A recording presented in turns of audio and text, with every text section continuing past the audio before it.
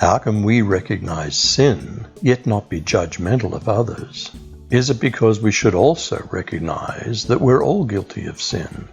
You may think you can condemn such people, but you're just as bad, and you have no excuse. When you say they're wicked and should be punished, you're condemning yourself, for you who judge others do these very same things. Does Paul differentiate good works from works of the law?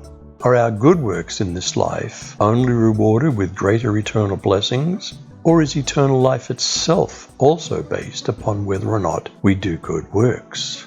Can we let Romans speak for itself? God will repay everyone based on their works. How? On the one hand, he'll give eternal life to those who look for glory, honor, and immortality based on their patient good work.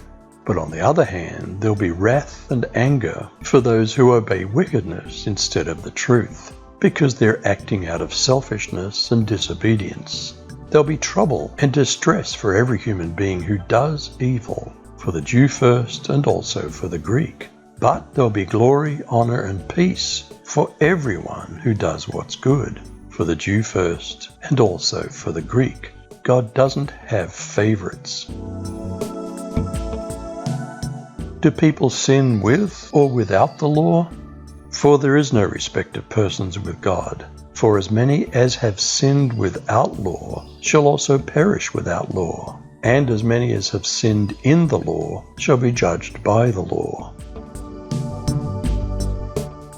Do human societies often instinctively respect parts of God's law against things like murder, theft, false testimony, and adultery? God accepts those who obey his law, but not those who simply hear it. Some people naturally obey the law's commands, even though they don't have the law. This proves that the conscience is like a law, written in the human heart, and it'll show whether we're forgiven or condemned. Does possession of God's law alone make anyone righteous? Does this also apply to Christians who have the gospel but disobey Christ? Does Christian history also contain atrocities? You who boast in the law, do you dishonor God by breaking the law? For as it's written, the name of God is blasphemed among the Gentiles because of you. Can circumcision be useless if it doesn't go along with a circumcised heart? Circumcision has value if you observe the law, but if you break the law, you've become as though you had not been circumcised. Circumcision was a physical command that separated Jews from Gentiles. What's true circumcision, and who does it identify? For he's not a Jew who's one outwardly, neither is that circumcision which is outward in the flesh. What was circumcision originally meant to portray? So circumcise your heart and don't stiffen your neck any longer. What does circumcision of the heart mean?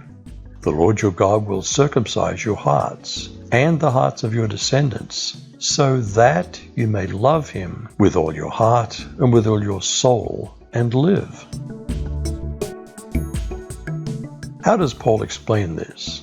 Who are true Jews? But he is a Jew who's one inwardly, and circumcision is of the heart, by the Spirit, not by the letter. And his praise is not from people, but from God. True circumcision is of the heart, and though the Jew was first in time order, both Jew and Gentile are judged equally before God. God will give eternal life to those who look for glory, honor, and immortality based on their patient good work. But on the other hand, there'll be wrath and anger for those who obey wickedness instead of the truth, because they're acting out of selfishness and disobedience. Will you obey God? You decide.